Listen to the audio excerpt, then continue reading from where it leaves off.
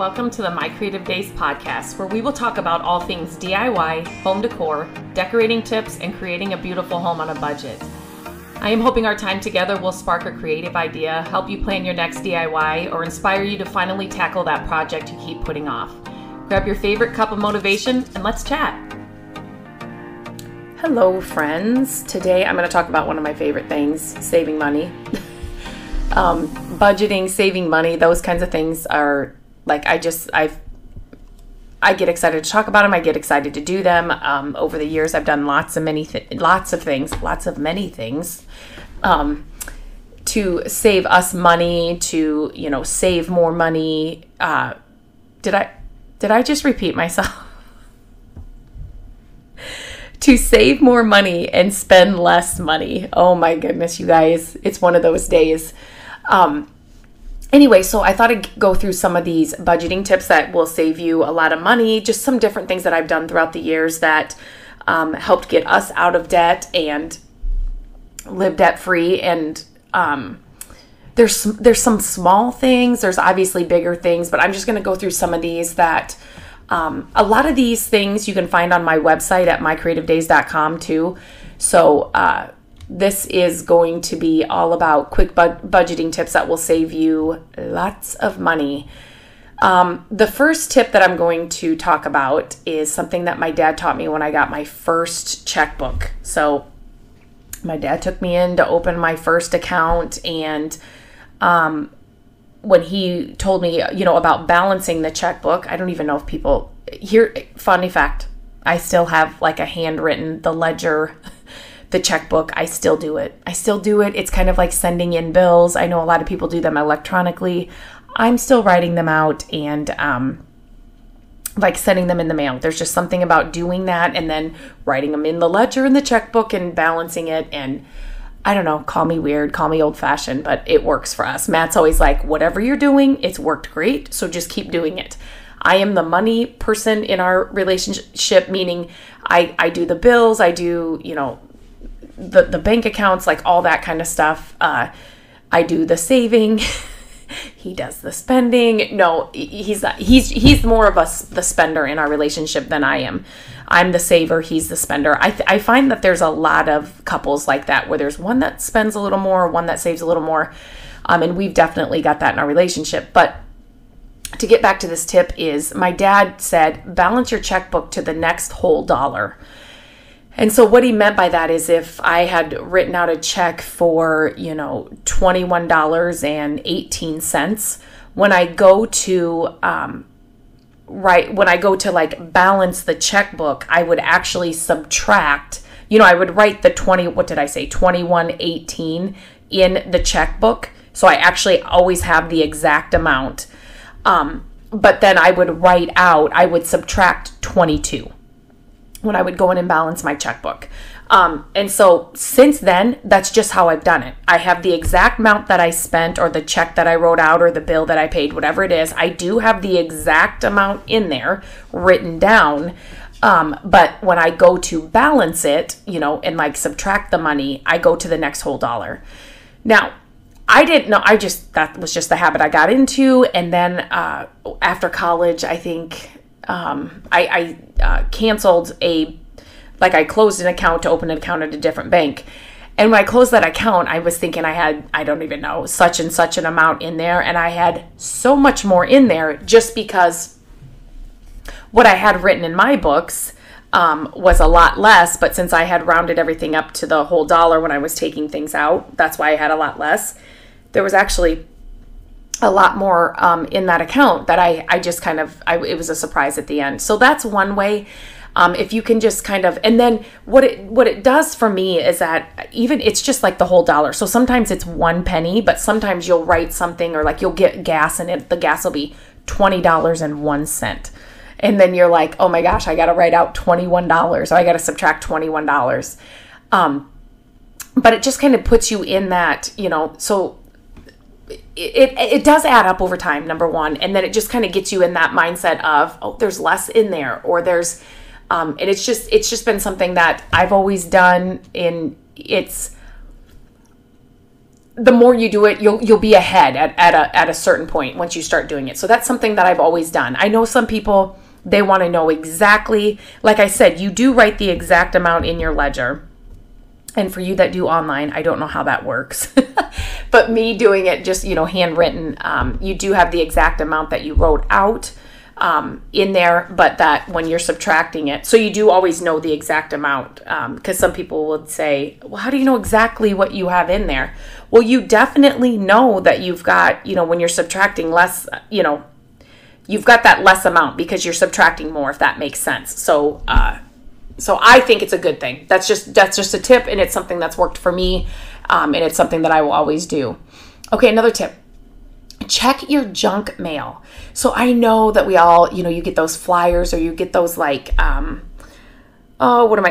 restaurant mailers, where they're kind of like a small newspaper, but they're just all like different restaurants. So there are some amazing coupons in there, number one. So like if you get pizza out, or like the eatery, the restaurants and joints around your place, around where you live, look in there for those coupons, because you're going to save a ton of money if you use a coupon, obviously, if you're eating out. But I have found stuffed in those mailers free coupons for things. So like free deodorant, I'm trying to think of something, free food. Like they would be like, if there's a new food, a brand's bringing out a new food or something, there would be coupons in there for a free, like for you to go get it and try it. Definitely look through your junk mail. Don't automatically just throw it in the recycling bin. Look through it, because there's amazing coupons usually in there for local places. And then, like I said, they will shove some free coupons in there. And I could do a whole podcast about couponing. I was a couponer where I had a coupon binder. I had it I was obsessed there for a while, and it saved us a lot of money. So I love couponing and using coupons whenever we can. Okay, tip number 3, live off of one income. So this one's was a big one for us. So we basically, when I was staying home with our kids in the beginning, and then it turned into my friends calling me and saying, can you watch my kid? Can you watch my kid? So I started a full-time daycare in our home while I was raising our kids. But we didn't use that income, if that makes sense. So we just lived off Matt's income. That's what we wrote the bills out of. That's what we, bought the groceries from, all those kinds of things. If you can push yourself to live off of one income, do it. Do it. And if you can't do like the full one income, then look at that one income that you can live off of. And let's say you can like pay all the bills with that, but 2. So maybe you got to do the cell phone and, I don't know, the light bill with the second income. That's fine. Use that second income for those 2 things, but then try and put the rest of that second income away. If you get in the habit of doing these things, you don't miss it, and you don't know what you're missing, if that makes sense. Because I'm a firm believer, the more money you make, the more money you spend. And I have talked with friends that have that same mindset. Their husbands have gotten raises, or there's been a promotion, or so then it's like, well, then we got a new car, and then we bought a new house, and then like our bills are just more. So it's like, if you can get in the habit and in the mindset and in the lifestyle of living off that one income, or that one income and then a little from the second income, whatever it looks like for you, it's just going to set you up down the road. So since doing that, because we did that, I was able to save up a huge chunk of change, and we were able to go completely out of debt because of that, because of living that way. And you don't have to, I think when a lot of people are like, live off one income, I have to coupon, it's not like you are in, living in the slums and like have to give up everything you love. You can make your favorite Starbucks drinks at home. You can find out ways to get name brand clothing for a lot cheaper. You can coupon to get all the food that you love.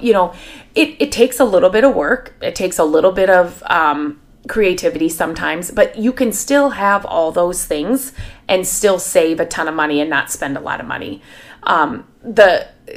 the one drink that I don't drink coffee. And so I love the black iced tea at Starbucks. So I'm pretty boring, but sometimes I would get a chai tea latte, and they're expensive. Like even now I'm like, I don't like spending the money on those. I mean, if you get like 2 a week, it's like, it's so expensive. It's just so expensive. So I found a way to make one at home with a lot less calories, and that costs like 50 cents. I just had to figure it out. I just had to, and it's not something, like I said, I have every day. It's like a treat every once in a while, but figuring out how to do those things, it's to save a bunch of money, and then you can have it at home. It's kind of like it's like a challenge for me. And it was something that we had certain goals. We had certain things we wanted to be, have no bills, be debt free, and other goals we wanted to do. And it was like, okay, I'm going to get creative, and I'm going to bear down, and I'm going to do these things and figure out how we can do it. Another thing is like all the DIY projects I share on my website, mycreativedays.com. You can have your home looking exactly the way you want it, exactly the style you love, without spending a lot of money. That's what I built My Creative Days on, because it's doable. It's doable. You can do it and still put a lot of money into the bank and save a lot of money. Okay, on to the next one. I can get going on some of these like a long time. Coupon websites. So when I first started couponing with the coupon binder and all those kinds of things, I found some websites that I really loved. And now there's like TikTok and Instagram accounts that are just about couponing. And a lot of these pages and websites, they do the work for you, meaning they will give you, let's just say you shop at Target. They will give you the weekly shopping list at Target where you can save the most money. They'll link to all the coupons you need, and they'll like walk you through step by step what you should buy, how you should buy it, here's how you'll save the most money. So it's like a no-brainer. They take all the work out of it for you. So there, like I said, there's so many right now, like Hip to Save, Crazy Coupon Lady, Coupon Pro. There's tons on TikTok as well. Just look up hashtags, search hashtags, just go to Google couponing sites, and you will get a ton. I have found that you need to find the people, behind the sites or behind the pages or behind the accounts that you kind of resonate with. So, because there were definitely more that I liked, or I liked like the way they did it, or the way they set out the weekly shopping list or whatever. You will definitely find the ones that you kind of vibe with a little better. Number 5 for the quick budgeting tip, it's coupons, coupons, coupons. Now listen, I won't go into my whole couponing rant, but yes, coupons will save you a ton of money. And a lot of times now, especially, I mean, Sunday paper comes with coupons, but a lot of it's digital anymore, making it just super simple for people to just have it on their phones and at their just ready to go when they are checking out. But if you can use coupons, use a coupon. Even now, like if we're going to eat out or get takeout or something, we are always searching online for a coupon for that place. Or if I am, I'm always searching for things that are on sale, and then I will look for coupons as well just to save a little extra money. There's a site, Rakuten, and I've shared this many times on my social media. Rakuten will actually pay you to go through their site for things you're already buying. So it's like a coupon without actually having to coupon. You set up your account, and then if you're at, I'm just trying to think of one that I was actually on Canva the other day making some graphics, and Canva, it pulled up that you can save 6% here, or just by going through their site, they're going to give you money back for whatever you purchase. So it's kind of like having a built-in coupon without having to cut coupons. So there's so many different ways to save money with that online and actually cutting out coupons. So if you can find coupons, use them. Okay, tip number 6, sign up for emails and reward cards. So we have done that. I've signed up for so many emails just to save, like if it's a first time purchasing through a site, you can save some extra money. Rewards cards, thinking like Starbucks, Panera, movie theaters, I'm trying to think of Chick-fil-A, like any of the places that you frequent. A lot of the times they will have kind of like a loyalty card or like a Like you just set up an account with them, and then they'll send you rewards. They'll send you usually put in your birthday. So my birthday was just a few days ago, and I got all these emails. Target gave me an extra 5% off. Starbucks gives you a free drink. Panera gave me a free pastry. I think Dunkin' Donuts has something, So it's like sign up for your favorite places. Sign up for if they have a rewards card or system, an email list, because you're going to get the best discounts. They're going to send it to their email subscribers. Those kinds of things. I'm trying to think of what else. Loyalty cards, anything that you can sign up with. It's good to do, like CVS, Walgreens, getting their, I think they call it like a loyalty or royalty thing. But then you can put your coupons onto that, your barcode or whatever, and it'll give you more coupons and things. So sign up wherever you are shopping. And make sure you get a Rakuten account. That's another, I just talked about that, but because you will just save just by going through their site. Meat-free meals, that was something that I would do. I would plan those meals when I was, we were just trying to save more money. So you don't have to have meat at every single meal. Eggs are a great source of protein that can substitute, and they're less expensive than buying, steak or ground beef, especially now. It's just like meat prices are so high. But do all your favorite recipes that you're normally making, you can make them without meat once or twice a week. It just saves on your grocery bill. Another tip, number 8 I have here is BOGO isn't always better. So think of, buy one, get one half off. Buy one, get one free is fine. Like if you're going in to buy one and you get one free, that's great. But buy one, get one half price is usually, unless you need to, it's not a great deal. So I'm thinking of like Famous Footwear or, stores that I went in there, I needed some new shoes. I needed one pair of shoes and they had them. And then it was like, it was buy one, get one 50% off. So I started looking through the store for another pair of shoes. I didn't need another pair of shoes. Even if it would have been $30, $25, whatever it was, I didn't need another pair of shoes. So I didn't. I just got my one pair of shoe that I needed. Again, Famous Footwear, that's another place that you can sign up for their program. And then they're always sending out $10 off, a percentage off. Your birthday, you get $10 off. And so I did have some of those coupons to use, and that's why I was there. But just because it's buy one, get one half off doesn't mean that's a good deal. If you don't need two, don't go searching for another one at half off. Quick budget, but it is, I should say, if you're like doing a family, so if both kids need a new pair of shoes for like school or whatever, we have used that buy one, get one 50% off, and then hopefully stacking some of our rewards on that as well. Tip number 9. Oh, this one's kind of funny. Don't set up a PIN number for your debit card. I think it's been, oh my gosh. I mean, really?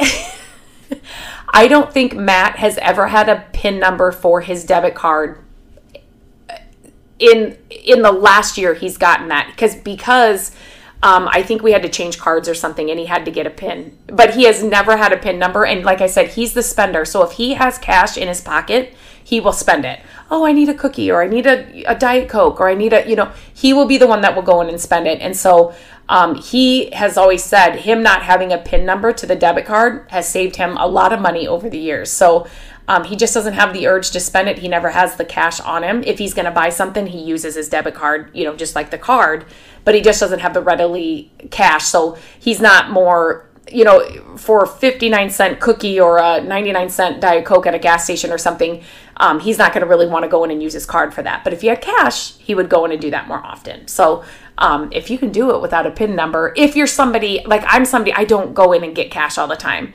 So if you're somebody that's always wanting to get cash, or you're always withdrawing cash, try and do that, or change it so you don't know it or something, and just kind of challenge yourself and see if you can go without that. Another tip, number 10, share meals when you go out to eat. Matt and I do this a lot. We will just share meals. Like we'll just pick something off, and not all the time, because a lot of the times I love salads, and whenever you're out to eat, what is it about a salad that's always different than making them at home? Like it's the same lettuce, it's the same everything, and you're like, why does it taste so much better when you're out to eat? Anyway, Matt's not a huge salad person. He'd rather have a burger any day, but there's sometimes when we go to different places where, they'll have something that we both kind of enjoy and we will just share a meal. Or we'll go during, like, when they have a discount appetizer hour or a happy hour from 4 to 6, you can get half price appetizers, drinks, or whatever. Just at those different times, take advantage of those instead of paying full price. And the last one I'm going to talk about today is sell things you aren't using. One question I heard, somebody said, if you had to make $100 tomorrow, you had to make $100 tomorrow. Like the lights were going to be turned off if you didn't make $100 tomorrow. What would you do? And my first thing, my response is I'd sell something. I mean, that would be like the fastest thing you can do. But go through your closets. Don't store things you're not wearing, loving, using anymore. Host a yard sale. Post it on Poshmark, Facebook Marketplace, Craigslist, eBay. There's so many online places you can sell things, but and locally as well, you can sell things. Or, if the weather's great and it's, you have yard sales in your area, they're worth having if you have enough stuff. So sell things you aren't using and then put that money towards, getting out of debt or saving up for something else. Or, if money's tight this month for groceries or whatever it is, sell that stuff that you aren't using and just put that cash to use to get to your goals quicker or to use where you need it the most. So that's everything that I was going to talk. I thought there was another one down here. That is everything I was going to talk about today. I could talk about budgeting, saving money, like I said, for days and days. But I just want to kind of give you some of these quick tips that have helped us over the years, have made a big difference for us. But yeah, if there's something else you'd like me to talk about budget-wise, let me know. I would be happy to do that. If there's something here that resonated with you, let me know. I'd love to know. If you have a topic that you want me to go over or something you've seen on my website or on social media that you'd like me to talk about more, I would be happy to do that too. So I'm always open to suggestions, so send them my way. Until next time, guys, have a great day. Hello, friends. Thank you so much for listening to the podcast. I'm grateful that you tune in every week and that you share the show with your family and friends. I love having creative chit chats with you, and my hope is that this podcast will inspire you to try a new project, start a DIY that you've been putting off, and decorate your home exactly how you want it. There are a few ways you can help us with the podcast. Follow the podcast so you don't miss an episode. And if you could take a few minutes to leave the podcast a review, that would help us so, so much. Again, thank you for being here, and I look forward to our chat next week. Bye-bye.